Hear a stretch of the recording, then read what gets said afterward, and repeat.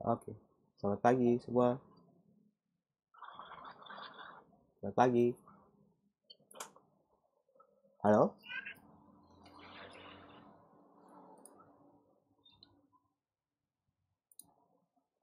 Pagi, pagi, pagi, pagi. Selamat pagi.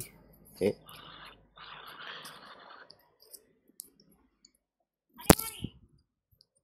Halo? Kalian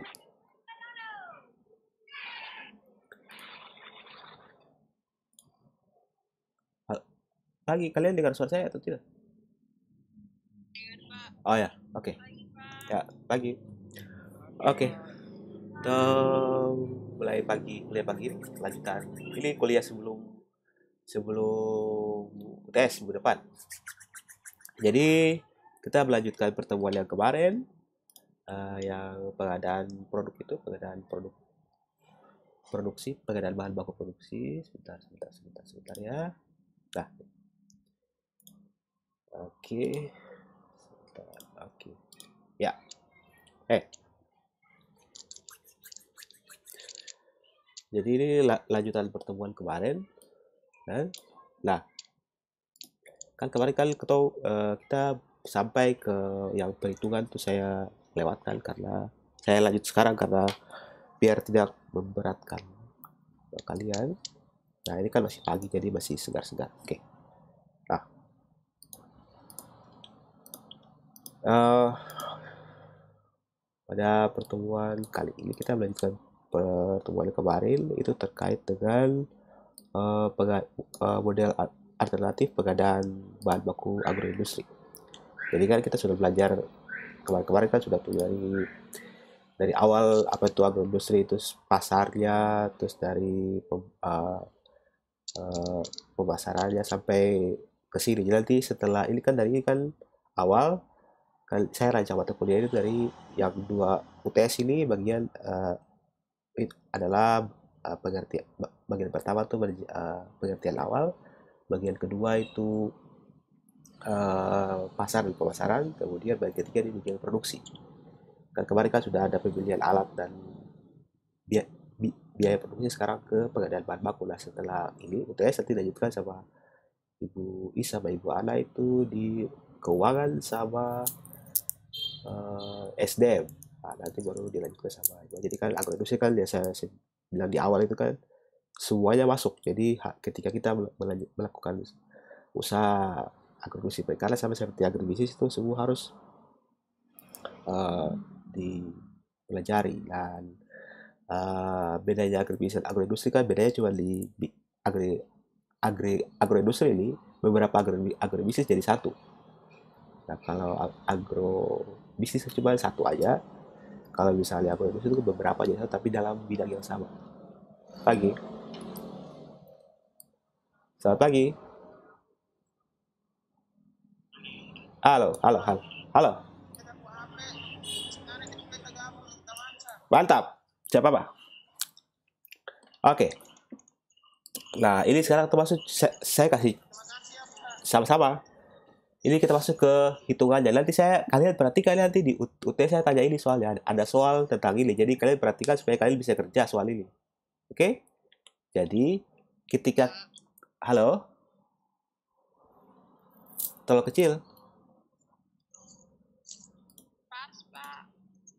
Oke. Kalian perhatikan ini ya, materi ini karena ini seperti kisi-kisi buat UTS lah. Jadi nanti pahami supaya bisa dikerjakan pada saat UTS nanti. Nah, nih kalau kita pengadaan bahan baku seperti ini, kita mau buat usaha budidaya rumput laut. Nah, untuk budidaya rumput laut itu kan kita butuh bahan bakunya apa coba? Bibit rumput laut sama itu pelampung, tali dan lain-lain. Itu tuh bahan baku itu. Nah, semakin luas kita punya lahan rumput laut, maka semakin banyak juga secara otomatis atau secara idealnya tuh itu biasanya tuh akan memperluas juga atau memperbesar juga kebutuhan bahan baku yang akan dibutuhkan. Nah, di sini ketika misalnya gini, misalnya kita punya bahan apa budidaya rumput laut di depan kampus itu, di depan JT di kampus ini. Kita depan apa rumput laut di depan kampus. Yang pertama harus kita lakukan adalah nih, saya pakai ini. Kita identifikasi dulu. Kali yang mau kita cari kan R ini tuh. Yang mau kita cari nih kebutuhan bahan bakunya. Nah, yang pertama kita butuhkan adalah tuh produksinya. Kita punya target tuh atau kita punya produksi selama ini tuh berapa ton per hari atau berapa ton per tahun. Kalau misalnya kita punya produksi itu saya 20 ton, ini dapat dari mana? Bisa dari kita punya kalau misalnya kita baru membuat, kita bisa dari kita punya perkiraan. Kita punya perkiraan awal atau kita punya pengalaman produksi sebelumnya. Nah, itu contohnya kita dapat 20 ton ini. Kemudian kita identifikasi lagi untuk 20 ton ini kita butuh bahan baku, contohnya budidaya rumput laut itu berapa banyak dengan luasnya yang kita buat. Misalnya kita butuh tuh misalnya 10 ton. 10 ton jadi 20 ton. Nah, kemudian kita identifikasi yang ketiga itu hari produksinya. Jadi kalau dari teori dan praktek itu budidaya rumput laut biasanya itu antara 40 sampai 60 hari sampai panen. Nah, maka kita ambil saja berarti 40 hari. Kemudian kan tidak semua yang bibit rumput laut yang kita pakai tuh kan semuanya kepake, karena pasti ada yang ketemu gunting-gunting begini, dia punya bahan, ada yang rusak atau ada yang terlalu kecil, akhirnya ada yang kebuang. Nah, berapa persen dari itu yang kebuang? Misalnya kita ambil saya 10% dari situ, dari bahan baku rumput laut. Nah, ketika kita sudah mengidentifikasi ini semua, maka kita masukkan ke rumus ini. Jadi tinggal masukkan saja. Jadi 20 dikali dengan 10 ini, 10 yang ini, kemudian dikali dengan 40 dikali dari rumus ini toh. Kemudian dibagi dengan 100 dikurangi 10%. Nah, hasilnya ini yang kita dapat ini. R ini. Kalau hasilnya kita dapat ini, contohnya ya, 2 kali 1 kali 2 berarti 80, berarti ini berarti 8.000 dibagi 0,9. Nah, ini hasilnya nih, sekitar ini. Hasil bagi ini. Nah, ini yang kita butuhkan untuk kita punya produksi. Nah, ini teori yang hasil perhitungan yang kalian harus punya untuk memudahkan kalian dalam pengadaan bahan baku. Jadi itu kita tidak bisa buat bahan ketika kita sudah memproduksi barang. Itu tidak bisa kita beli saja 2 karung sudah, 3 karung sudah bibit. Tapi kalau misalnya pas kita ke sana begini kelebihan banyak atau malah kurang, malah kan nanti kan kita sudah pelajari itu ketika bahan baku tuh dia salah, kurang atau lebih akan menimbulkan biaya dan bisa menyebabkan kerugian. Jadi kita harus berhitung dengan rumus ini sehingga kita mendapatkan bahan baku. Kita bisa mengatakan kita punya kebutuhan berapa banyak. Nah, dari situ juga kan, kalau misalnya di rumusnya bawah sini, itu juga ketika kita kan ada tuh petani budidaya rumput laut yang mereka memproduksi, mereka punya bibit sendiri. Malah kalau di Gavan sana waktu kita penelitian tahun 2019 itu, saya sama teman-teman dosen itu mereka malah hanya buat rumput laut untuk mencari menghasilkan bibit saja, tidak sampai selesai, karena kalau sampai besar nanti dimakan oleh teteruga, penyu. Jadi mereka hanya buat bibit lalu mereka jual ke tual atau langgur supaya nanti dibeli oleh para petani-petani rumput laut di sini untuk produksi. Nah, jadi ketika itu maka kita bisa, kalau mereka tuh bisa juga mengidentifikasi ketika mereka buat rumput laut berapa banyak yang mereka hasilkan sendiri dan berapa banyak yang beli dari pihak lain. Itu juga bisa dikombinasikan. Kecuali kalau kita yang kayak kita di sini kan kita tidak buat bibitnya. Meskipun di kampus itu ada lab untuk kultur jaringan rumput laut tapi belum jalan. Jadi kita asumsinya tuh kita pakai rumus yang di atas ini untuk mengidentifikasi kita punya kebutuhan untuk budidaya rumput laut. Oke? Nah, ini saya kasih contoh ya. Saya sama ibunya tuh ada penelitian. Kita buat penelitian itu ini. Kita buat penelitian tahun 2018, 19 dan 2020. Lalu kita membuat aplikasi komputer untuk mempermudah aliran agroindustri, aliran rantai pasok perikanan di Kabupaten Maluku Tenggara. Nah, ini tuh nama situsnya ini Sirip Ikan. Sirip Ikan ini hasil penelitian saya sama ibunya ini. Nah, ini aplikasinya ini. Nah, ini hasil penelitian. Jadi gini, dosen-dosen LGP lah, saya sama ibunya ini. Nah, kalian lihat sini. Melalui aplikasi ini kita bisa mengidentifikasikan lokasi-lokasi penjual bahan baku dan lokasi-lokasi pembeli kita punya hasil perikanan. Lihat di sini. Nih. Dari sini toh. Dari sini kalian kalau misalnya kalau sini tuh yang tanda-tanda ini, tanda bulat-bulat ini adalah wilayah-wilayah produsen budidaya perikanan di Kepulauan K. Kalau yang bagian Weir dengan Oiraut ini, mereka budaya teripang lola. Di atas sini, meskipun sekarang kan ada sasi toh. Nah, kalau di bagian Elat, bagian Rafan, sungai ini, mereka budaya rumput laut. Nah, di bagian Weduar dan di sini tuh mereka budaya teripang. Nah, dari sini kan akan memudahkan kalian untuk mencari pembeli sekaligus penyedia bahan baku toh. Nah, ini juga nih. Kalau di sini juga ada tuh yang perikanan tangkap juga sama. Dan juga kalau perikanan tangkap lebih banyak dibandingkan budidaya rumput laut. Karena di sini kan kita punya pekerjaan dasar kan, biasanya kan dari kita dulu waktu kita punya opa-opa, kita punya bapak, itu kan perikanan tangkap toh. Jadi ini. Kalau ada juga ini. Nih, ini adalah sebaran ikan. Kan kalau misalnya kita buat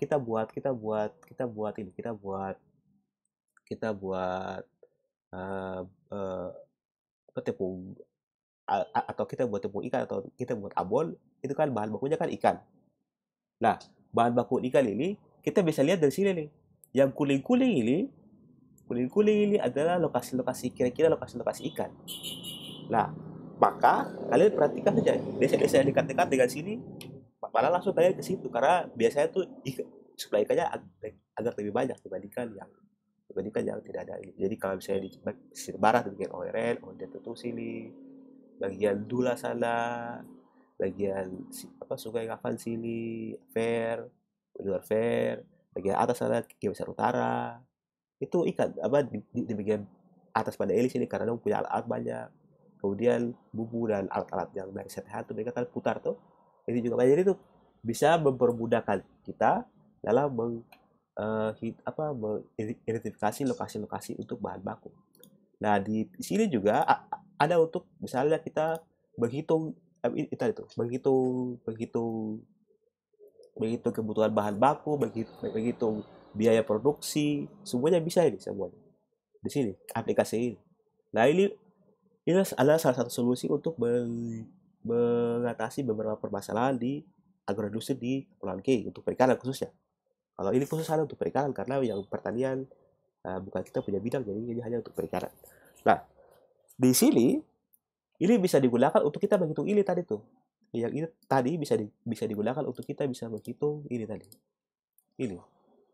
Jadi ini kan rumusnya. Di aplikasi tadi tuh bisa langsung digunakan. Jadi nanti kalau misalnya kita praktikum, nanti saya coba melatih kalian menggunakan aplikasi tadi supaya kalian bisa mempermudah kalian dalam inilah. Oke? Nah, selanjutnya kalau untuk untuk begitu kapasitas usaha itu biasanya juga ada perhitungannya juga. Jadi kalau misalnya untuk melihat luas lahan budaya kita misalnya, kita bisa pakai rumus ini. Jadi misalnya kita cari S-nya dulu. Kan kalau S kan pakai rumus sebelah ini. Itu dengan asumsi bahwa kita punya bahan baku tuh ada yang kita penuhi sendiri. Tapi ini kan karena kita asumsinya kan tidak. kita hanya membeli dari luar, maka kita bisa agak pilih inilah. Nah, kemudian kita juga bisa melihat ketika kita punya jumlah tali semakin banyak atau kita membuat lokasi rumput laut yang lebih banyak, misalnya kita melihat itu punya luas lahan lah atau dia punya jumlah lahannya, maka bisa juga kita hitung dia punya uh, apa uh, produktivitasnya dari situ. Sehingga jadi cuman kalau dua rumus ini kan bisa dipakai kalau kita bisa hitung S-nya ini. Tapi karena kita asumsinya di sini kan memang kebanyakan kan cuma bagian Sungai Ngafal yang begitu, cuma jadi mereka malah tidak buat rumput laut, mereka hanya buat bibit saja. Tapi kalau yang lain kan atau di Letbuan mungkin ada, atau dia di Wabi tuh, nah, itu bisa. Tapi sebagian besar kan hanya beli dari yang lain, jadi tidak memproduksi bahan bakunya sendiri. Malah alat-alat kan mereka harus beli di toko, jadi tidak. Jadi intinya tuh kalian ketika memutuskan untuk membuat sebuah usaha, kalian harus perhatikan tata cara perhitungan kebutuhan bahan baku yang tepat sehingga kalian tidak rugi. Nah, ini coba perhatikan ya. Jadi kalian perhatikan dulu apa yang bahan baku mana yang kalian butuh. Karena tadi kan seperti yang minggu kemarin tuh kan ketika salah beli atau kurang atau banyak rusak, maka kita bisa rugi. Kemudian kita harus membangun hubungan baik dengan kita punya penyedia bahan baku, supplier bahan baku, supaya lebih mudah dalam berkomunikasi. Kalau tidak, maka susah lah kita bisa produksi, karena ketika kita tidak ada kontak intens dengan kita punya penjual, sama tahu kita butuh, penjualnya sudah jual ke yang lain atau malah penjualnya belum pengadaan. Akhirnya kita tidak tahu kalau kondisi sekarangnya seperti apa, kondisi empirisnya seperti apa. Kemudian kita juga perhatikan tuh alternatif. Jadi kalau misalnya bibit rumput laut kalau di Letbuan tidak ada, kita coba ke Telebake. Kalau Telebake tidak ada, kita coba ke Sungai dan Ngafal. Jadi kita harus punya beberapa alternatif ya tadi, seperti yang di peta tadi itu. Jadi kita harus punya beberapa alternatif sehingga bisa lancar dalam kita punya pengendalian bahan produksi. Kemudian kita juga memperhatikan kita punya pesaing. Nah, kalau di sini kan untuk bidang rumput laut kan tidak terlalu banyak. Memang banyak pesaing, tapi untuk bibitnya kan tidak terlalu, bibit dan bahan bakunya tidak terlalu ini, karena kita lokasinya kan lokasi di benar-benar perairan yang bagus. Bukan contohnya kalau di Lampung atau di NTT atau di Sulawesi kan agak terbatas, jadi mereka saling bersaing untuk dapat bibit yang bagus. No? Jadi kalau misalnya untuk pengadaan bahan baku yang baik, yang pertama itu adalah kalian harus tetap harus merencanakan apa yang ingin kalian beli, apa yang kalian butuh dari sebuah bahan baku untuk mendukung kalian punya produksi. Kalian harus tepat. Jadi kalau kita buat rumput laut, maka kita cari rumput laut yang seperti ini, atau yang warna ini, atau yang coklat, atau yang bening, atau yang untuk jaringan. Jadi kita harus tentukan dari awal, dan kita sudah tahu di mana belinya, jumlahnya berapa, kita sudah tahu harganya berapa, dan kita sudah tahu kita punya kebutuhan berapa, dan kita sudah tahu kita punya uang berapa untuk beli itu. Itu perencanaan itu. Kemudian kita juga kalau karena perikanan kan agak, kalau khususnya di case ini kan masih sangat mikro. Jadi perencanaan paling kontrak kerja paling itu karena kita keluar saja, lalu kita pertukaran nomor HP, terus kita sambil di kota-kota. Jadi belum sampai ada kontrak resmi seperti perusahaan-perusahaan besar, seperti kayak contohnya tuh HP, mereka butuh chip dari Taiwan, butuh layar dari Cina, butuh prosesor dari Korea. Mereka harus ada kontrak kerjasama untuk bisa memastikan itu supply ada. Tapi kalau di sini kan hampir tidak ada masalah, mungkin karena memang produksinya juga masih terbatas, dan juga tidak terlalu saling bersaing untuk bisa mendapatkan bahan baku. Kemudian juga perhatikan dari distributornya. Kemudian juga perhatikan distributor yang baik, yang mana yang jujur, yang mana yang punya harga bagus, yang mana yang punya hubungan baik, yang mana harus perhatikan. sampai selesai, sampai dia punya kontrak, sampai sampai ya itu kan kalau di sini kan karena tidak ada kontrak, tapi kita kita kan ada tuh yang misalnya saling tukar nomor HP, terus telepon-telepon atau WA-WA supaya saling menjaga inilah hubungan. Jadi kalau kontrak kerjasama di sini kan lebih ke formal resminya. Kalau di sini kan saling yang saya berhubungan itu kan individu-individu, jadi tidak belum, dan juga pembelian, jumlah pembelian juga masih terbatas dan tidak pasti. Setiap setiap tahun bisa beli sekarang, mungkin tahun depan seng lagi, jadi tidak terlalu pasti. Akhirnya dia mempengaruhi uh, itu. Karena kalau misalnya ada kontrak kerjasama maka itu ada dengan jumlah yang tetap, dengan harga yang pasti, dengan adanya konsistensi juga dalam proses pembelian. Kalau di sini kan belum. Karena saya singgung kemarin tuh kalau untuk perikanan di wilayah-wilayah kepulauan ini masih sangat mikro individu, jadi tidak terlalu besar, malah individu rumah tangga. Jadi agak susah untuk kita mengaplikasikan konsep-konsep administrasi kontrak di ini. Tapi kalau misalnya ini untuk kalian pahami saja, kalau memang harus perlu ada kontrak kerjasama ketika kita buat pengadaan bahan baku sehingga menjaga ini. Contohnya seperti ini, di Poltek itu yang pengadaan mobilnya Pak Diri itu perlu ada kontrak dulu antara Mitsubishi dan Poltek. Nah, supaya memastikan kalau apa barangnya datang. Itu karena apa? Itu masing-masing itu sudah punya budget yang tetap, pasti beli dengan jumlah yang tetap. Atau misalnya pengadaan kursi atau pengadaan AC itu dengan ini yang jumlah yang pasti. Kalau di sini kan kadang-kadang tuh kita buat rumput laut bulan ini, tahun tahun depannya baru buat lagi, atau misalnya buat setiap 3 bulan, habis itu stop lagi 1 tahun, jadi tidak pas. Akhirnya tuh ketika kita buat kontrak kayak sama situ, yang buat bibit pun kan terbatas, akhirnya mereka tidak terlalu uh, saling saling saling saling saling saling matching lah dalam membuat sebuah kontrak kerjasama. Paling ini saja, apa, keluarga salah bisa saling inilah tukar-tukar. Oke.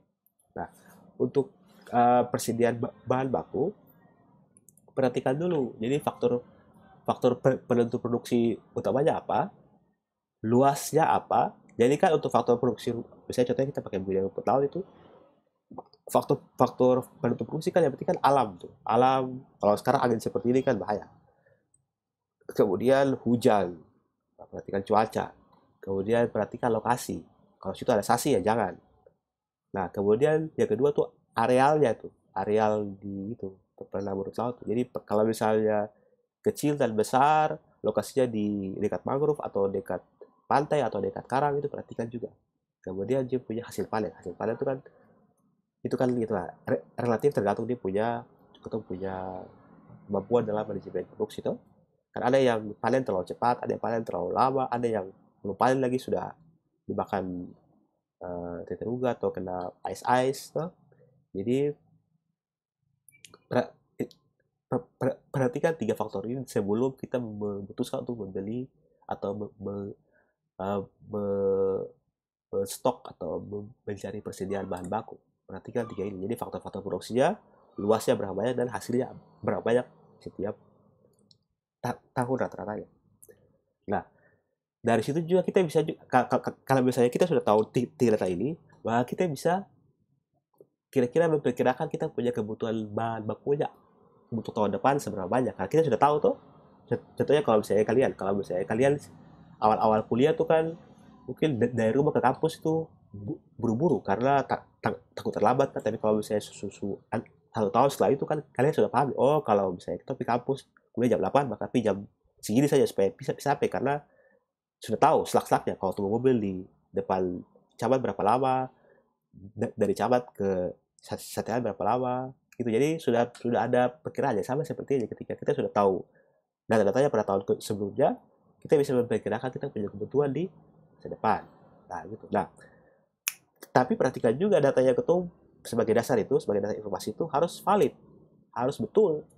Jangan ketum bakarang-bakarang. Jangan ketum hanya tanya-tanya ke tempat orang lain kan, baca di internet, tapi ketum harus verifikasi. Misalnya ke dosen-dosen di kampus yang bagian budidaya rumput laut, atau dinas perikanan, atau mungkin nelayan-nelayan sudah ahli, atau petani yang sudah ahli, atau dinas-dinas terkait lah, supaya kita bisa mendapatkan informasi yang baik sehingga kita bisa memperkirakan kita punya bahan baku. Nah, ini ada 5 model pengadaan bahan. Pengadaan bahan. Yang pertama itu adalah pengadaan langsung. Jadi langsung ini kita langsung saja kita langsung beli tanpa ada kontrak kerjasama, langsung kita beli. Jadi kalau misalnya kita butuh rumput laut, kita membuat budidaya rumput laut 1 hektar, bah kita langsung beli langsung kita beli. Tak, itu. Ini yang pengadaan langsung. Yang kedua itu perlu tender. Ini kalau misalnya kalian kan sering kan kalau proyek-proyek harus tender. Kalau saya tender nanti korupsi. Itu kan. Jadi itu kalau tender itu biasanya tuh ada beberapa. Jadi kalau misalnya kita butuh bahan baku, kita butuh misalnya saya membuat budidaya rumput laut 1 hektar. Lalu ada 3 orang supplier bibit laut. Itu Petrus, siapa nih? Mentari sama Tiabur. Nah, mereka bertiga ini harus membuat proposal lalu ikut tender supaya siapa yang menang baru nanti saya beli dia punya bahan. Nah, tender seperti itu. Jadi tender itu dia masing-masing orang ini, masing-masing pengusaha itu dia menawarkan dia punya tawaran ke saya sebagai pembeli, lalu saya yang memutuskan supaya tawaran yang terbaik ya yang saya pilih. Kalau tawaran terbaik berarti kan kualitasnya bagus, harganya murah. Biasa kan gitu kalau tender begitu. Jadi kita perhatikan. Nah, yang ketiga itu adalah request for proposal. Jadi nanti ketika saya butuh barang, saya butuh bibit rumput laut, terus saya bilang sama Mentari cukup kirim kupu tawaran ke saya. Kalau saya review saya oke, saya terima. Kalau tidak saya pindah ke Persila. Terus saya pindah ke Rahmatia, saya pindah ke BMK, saya pindah ke yang lain yang saya rasa enak gitu. Supaya uh, supaya supaya supaya saya mendapatkan barang yang terbaik dari kalian yang ada di sini. Nah, dan yang kelima itu adalah request for quotation. Nah, ini yang cukup gampang juga. Yang penting itu ini tinggal kita misalnya saya butuh barang, tuh saya langsung kontak Mentari langsung. Saya butuh barang langsung saya kontak Petrus langsung. Jadi tanpa ada saingan langsung, tanpa ada saingan, saya misalnya kontak Pak Yudika. Jadi itu gitu, jadi tanpa ada itu saya langsung kontak langsung. Jadi yang pertama itu langsung dari saya beli langsung ke sana. Yang kedua tuh beberapa orang tuh harus bersaing untuk bisa meyakinkan saya. Yang ketiga tuh saya minta penawaran ke mereka, terus mereka kasih tawaran ke saya. Yang kelima itu saya langsung atau mereka langsung ke saya langsung. Jadi dapat mirip-mirip dengan yang pertama, cuma bedanya dia ada sedikit administrasi lah. Gitu. Jadi tuh gini, pengadaan bahan baku itu sangat krusial dalam sebuah produksi. Jadi kan kalau jadi gini, sebenarnya gini, semua faktor dalam produksi dari SDM, dari produksi, dari operasi, dari pemasaran, dari keuangan, dari IT, peralatan, semuanya itu penting. Jadi tidak ada yang lebih penting. Contohnya ini, bagian produksi bilang, bagian teknologi bilang itu penting. Contohnya itu orang-orang di contohnya tuh di orang-orang di TPI atau THP atau PHP dia bilang dong lebih penting karena dong yang bagian perikanan. Tapi kalau tidak ada ketua yang hitung di keuangan, mereka tidak tahu mereka rugi atau tidak. Sama juga. Kita bilang kita yang penting, di AGP bilang kita yang penting karena kita yang begitu di keuangan dan keuntungan. Tapi kalau kita tidak tahu teknisnya di sana, maka sama saja. Nah, jadi makanya tuh untuk mata kuliah ini, mata kuliah agroindustri, mata kuliah strategi, sudah kalian kan harus tahu semua. Karena semua tuh saling terkait. Jadi itu tujuannya kalian dapat mata kuliah manajemen pemasaran, manajemen SDM, manajemen keuangan, manajemen produksi, manajemen mutu, kapital selekta, dasar manajemen, agribisnis perikanan, matematika bisnis itu untuk mendukung ini semuanya. Kalau kalian hanya tahu separuh-separuh, maka kalian tidak bisa menghasilkan atau bisa menjadi seorang wirausaha yang baik. Jadi harus kalian pahami ini semua. Oke, sampai sini ada pertanyaan?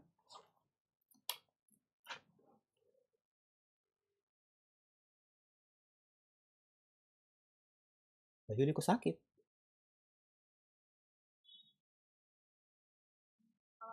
Aduh, semua Tesla baru. Tapi kayak tadi tuh,